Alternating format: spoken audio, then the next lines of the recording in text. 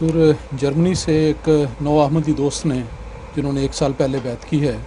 یہ سوال بھجوایا ہے۔ وہ لکھتے ہیں کہ قرآن مجید میں اللہ تعالیٰ نے فرمایا ہے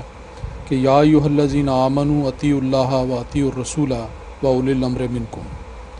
اور ترجمہ ہے کہ اے ایماندارو، اللہ کی اطاعت کرو اور رسول کی اور اپنے فرما رواؤں کی بھی اطاعت کرو۔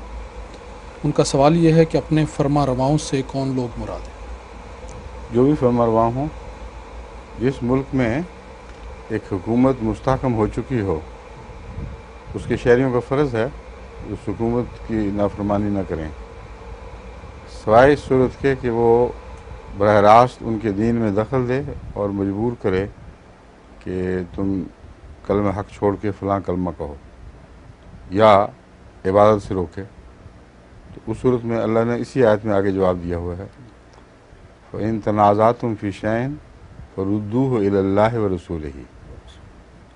اگر تم آپس میں اختلاف کرو تو یہاں اولو الامر ظاہر ہے، کیونکہ ردوہ اولو الامر نہیں فرمایا، اولو الامر کو چھوڑ دیا ہے۔ ظاہر بات ہے کہ جو اختلاف ہے اولو الامر سے ہے، اور اس نوعیت کا اختلاف ہے کہ اس کے لیے اس کا فیصلہ دین سے ہونا چاہیے، پھر دین ہی تمہارا فیصلہ کرے گا۔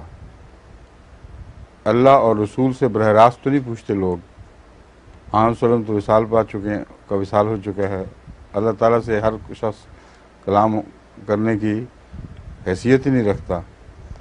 تو اللہ سے مراد اللہ کا فرمان یعنی قرآن کریم ہے، رسول سے مراد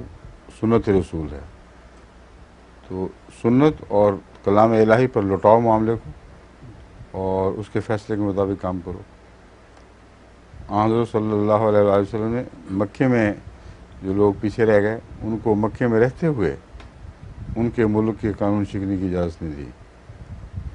وہاں ہجرت کر جاؤ۔ تو اس لیے یہاں مشرک یا غیر مشرک، مومن غیر مومن کی بحث ہی نہیں ہے، لیکن جہاں وہ یہ کہتے تھے عبادت نہیں کرنی یا کلمہ لا الہ الا اللہ نہیں پڑھنا، وہاں رسول اللہ صلی اللہ علیہ وسلم کا یہی حکم تھا کہ یہ تو خدا کا کام ہے اور اس کا فیصلہ خدا ہی کرے گا، ان بندوں کو اجازت نہیں ہے۔ اس پہلو سے وہ کلمے پڑھتے رہے اور تکلیفیں اٹھاتے رہے، عبادت کرتے رہے اور ان کی ذلوق برداشت کرتے رہے۔ تو یہ بڑا واضح ہے یہ قرآن کریم کی آیت، اور جو سنت رسول اللہ صلی اللہ علیہ وسلم ہے اس کی روشنی میں کوئی ایسا مسئلہ ہی نہیں جو حل طلب ہو یا قابل فکر ہو۔ ظہور مہدی آخر زمان